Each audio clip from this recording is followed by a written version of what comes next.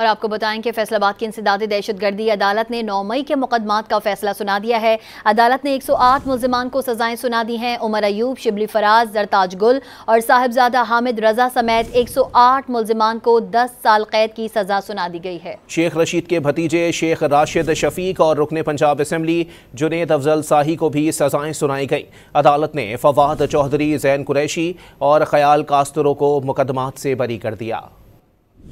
आपको अपडेट कर रहे हैं, फैसलाबाद की इंसदादी दहशतगर्दी अदालत की जानिब से 9 मई के मुकदमात में सजाएं सुना दी गई हैं। आपको वाजे करते चलें कि अदालत ने 108 मुल्जिमान को सजाएं सुनाई। उमर अयूब, शिबली फराज, जरताज गुल और साहबजादा हामिद रजा समेत 108 मुल्जिमान को 10 साल कैद की सज़ा सुना दी गई, जबकि शेख रशीद के भतीजे शेख राशिद शफीक और रुकने पंजाब असम्बली जुनेद अफजल शाही को भी सजाएं सुनाई गई हैं।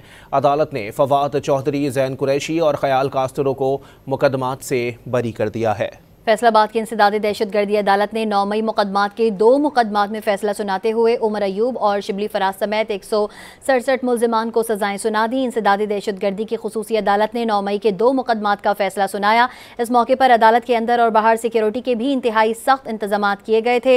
इंसदादी दहशतगर्दी की खुसूसी अदालत ने 9 मई के 108 मुल्जिमान को सजाएं सुना दी हैं।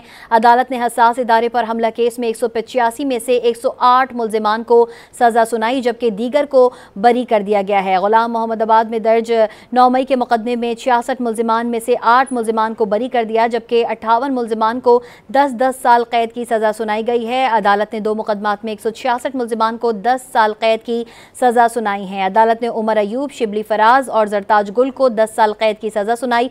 रुकने कौमी असम्बली साहबजादा हामिद रजा को भी 10 साल कैद की सजा सुनाई गई है। इसी पर बात करेंगे, ब्यूरो चीफ इस्लामाबाद इफ्तिखार शिराजी हमारे साथ मौजूद हैं। जी शिराजी साहब, अब सजाएं तो सुना दी गई हैं, लेकिन अब कहीं ना कहीं पाकिस्तान तहरीक इंसाफ की क़यादत की जानिब से यह तासुर दिया जा रहा है कि एहतजाज की कॉल दी गई है, उससे हुकूमत घबरा गई है और इसलिए सजाएं जो हैं वो दी जा रही हैं, जबकि ये मामला तो अदालती है। वो तो ठीक है, लेकिन तासुर भी काफ़ी हद तक हमें दुरुस्त लगता है, क्योंकि जब जब भी तहरीक इंसाफ ने इस तरह की कॉल दी है तो नए नए मुकदमात भी बने हैं, घरों पे छापे मार के चार दीवारी का तकद्दुस भी पामाल किया गया है, और साथ में कुछ मुकदमात जो पुराने थे उनमें वारंट गिरफ्तारी जारी करना हो या उनमें गोया के अदालती अमल में तेजी लाना हो, तो वो भी होता रहा है। तो हम ये नहीं कह सकते कि जिस वक्त तहरीक इंसाफ गिला कर रही हो बिल्कुल बिला जवाज है। माजी में ऐसी बहुत सारी नज़ीरें में मिलती हैं कि जो कुछ उनकी तरफ से कहा जा रहा है उसमें भी कुछ ना कुछ जान है।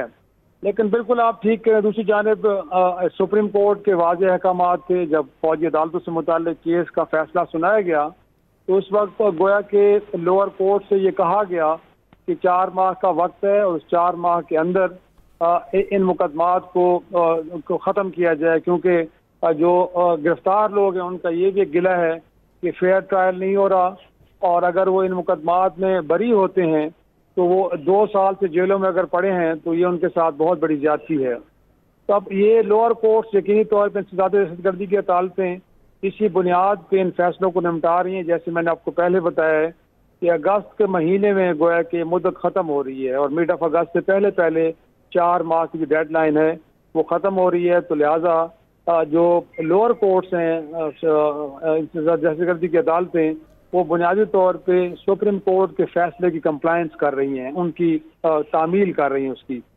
तो अब उसका गोया के इत्तेफाक हम कह सकते हैं कि एक तरफ वो मुद्दत पूरी हो रही है और दूसरी तरफ उन्हीं दिनों में तहरीक इंसाफ ने अपनी एहतजाजी तहरीक शुरू करने का भी ऐलान किया है। तो ये एक महज इत्तेफाक है, लेकिन साथ में हम ये कह सकते हैं कि अगर इन मुकदमात में इतनी बड़ी बड़ी सजाएं दी जा रही हैं, 10 साल तक कैद व मुशक्कत की सजा दी जा रही है, इस पर ज़रूर सवाल उठ रहे हैं कि इसके अगेंस्ट जो एविडेंस है, जो शवाहिद हैं, क्या वो इतने मजबूत हैं, वो इतने तगड़े हैं कि ये सजाएं आगे जाके हाई कोर्ट्स और सुप्रीम कोर्ट में भी बरकरार रहें और फिर इन ज़ुलमां को अगले 10 साल जेलों में गुजारने पड़ें। तो इस पर ज़रूर सवाल है, क्योंकि जो इससे पहले भी फैसले आए हैं उनके जो मेरिट है उसके ऊपर सवाल हो रहे हैं कि किस तरह लोगों को रिहा किया गया।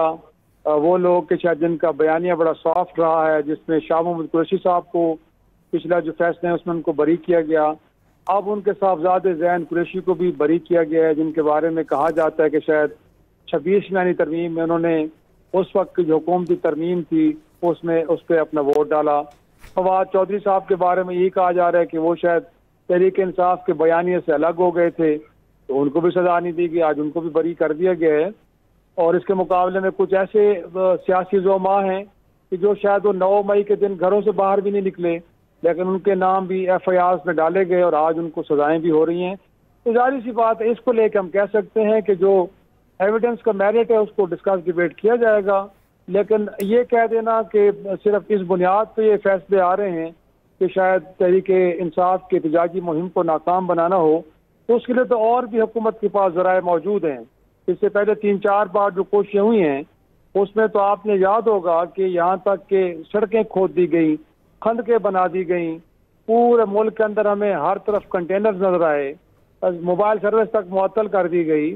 गोया के पूरे मुल्क में जो शहरी जिंदगी थी वो मुअत्तल होकर रह गई, और वजह ये थी कि तहरीक इंसाफ के लोग इस्लामाबाद की तरफ ना आ सकें। तो हुकूमत के पास तो और बहुत बड़े ज़राए मौजूद हैं, उसके लिए ज़रूरी नहीं है कि मुख्तलिफ रहनुमाओं को इस तरह के मुकदमात में सजाएं सुना के तहरीक को नाकाम बनाया जाए। अच्छा शराई साहब, यहाँ पर यह भी बताइएगा कि एक जानिब चलें ठीक है, अब मामला जो है वो इस जानिब आते हुए दिखाई दे रहे हैं कि जी सज़ाएं हो गई हैं रहनुमाओं को, अब इसके अंदर जो है वो अदालती मामलात को भी देखा जाएगा। जाहिर सी बात है तमाम जितने लोगों को सज़ाएं हुई हैं वो अपील भी करेंगे। दूसरी जानिब इसके पाकिस्तान तहरीक इंसाफ की जो मौजूदा सियासी क़यादत है या मौजूदा तरीका सियासत है उसके ऊपर क्या असरात मुरतब हो सकते हैं?